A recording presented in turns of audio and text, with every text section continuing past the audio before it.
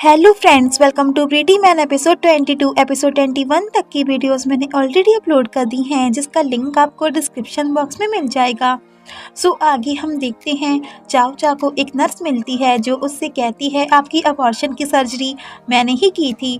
आपको मिस्टर लू हॉस्पिटल लेकर आए थे, लेकिन किसी को ये समझ नहीं आया कि जब उन्हें पता था आप 2 मंथ से प्रेग्नेंट हैं तो उन्होंने आपके अबॉर्शन के साइन क्यों किए।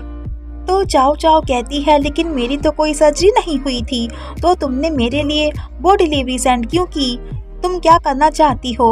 तो नर्स कहती है मैं कुछ करना नहीं चाहती, मैं आपसे झूठ बोलना नहीं चाहती, लेकिन आपके हस्बैंड मिस्टर लू ने हॉस्पिटल के मैनेजमेंट को ये बात हाइड रखने के लिए काफ़ी अमाउंट पे की है।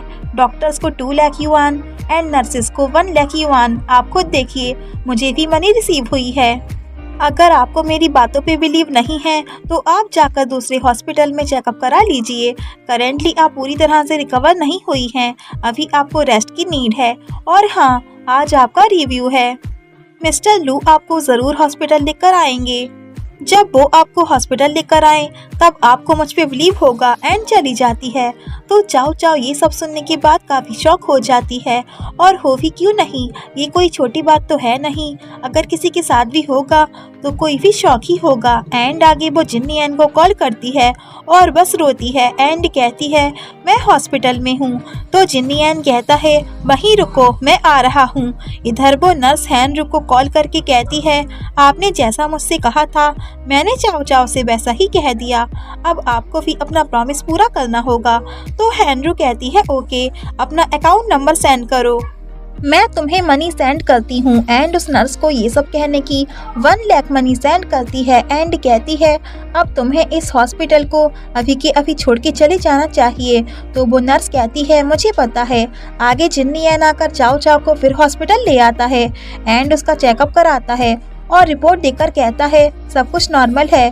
तो चाओ चाओ वो रिपोर्ट लेकर जिन्नी एन को शक की नजरों से देखने लगती है। एंड आगे वो जिन्नी एन के रूम में सीक्रेटली आ जाती है और उसके कोट से सर्जरी की रिपोर्ट चुरा कर देखती है एंड उसके साइन देखकर काफी दुखी होती है। एंड ये समझ जाती है कि वो नर्स सच कह रही थी और वापस उस रिपोर्ट को रख देती है कि तभी जिन्नी एन उसे अपने रूम में देखकर पूछता है क्या हुआ।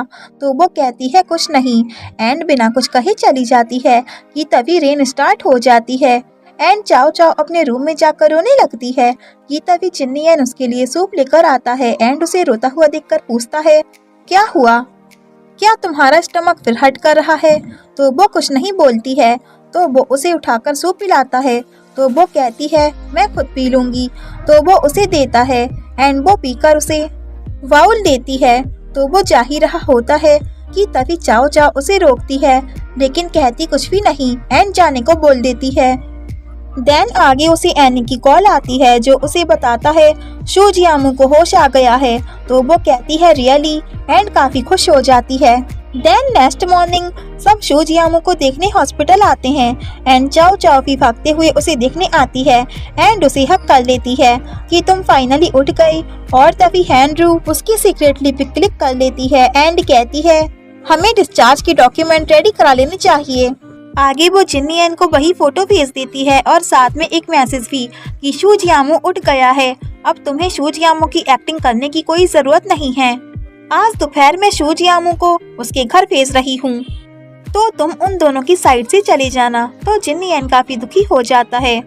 इधर उसने शू जियामू का डिस्चार्ज करा लिया होता है एंड कहती है अब तुम दोनों अपने नए घर जा सकते हो।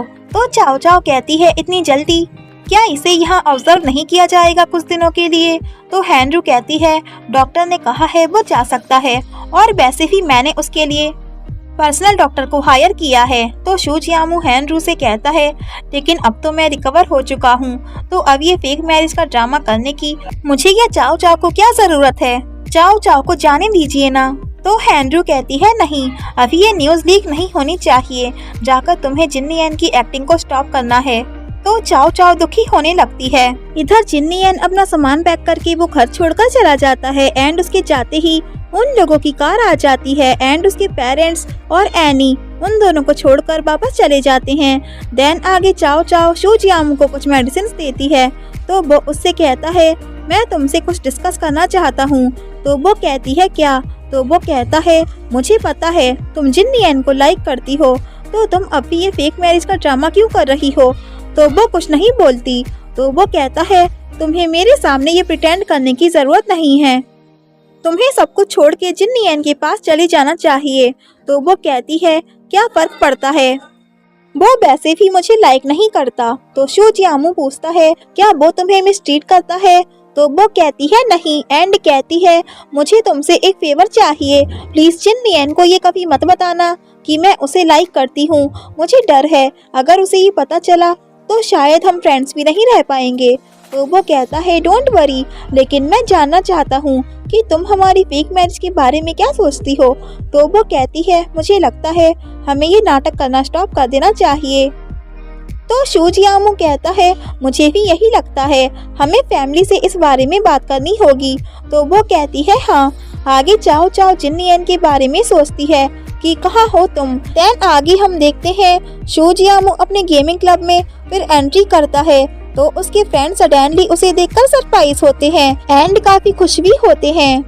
देन आगे एनी का फोन रिंग करता है। तो शू जियामू उससे कहता है तुम्हारा फोन इतनी बार रिंग कर चुका है, तुम उठा क्यों नहीं रहे। तो वो कहता है रॉन्ग नंबर है।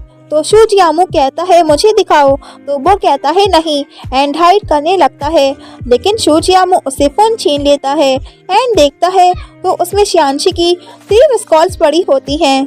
तो शू जियामू एनी से पूछता है तुम शियांशी को कैसे जानते हो। तो वो कहता है मुझे आपकी और शियांशी के बारे में सब कुछ पता चल चुका है, आपके इतनी जल्दी होश में आने का क्रेडिट शियांशी की हार्ड वर्क को जाता है।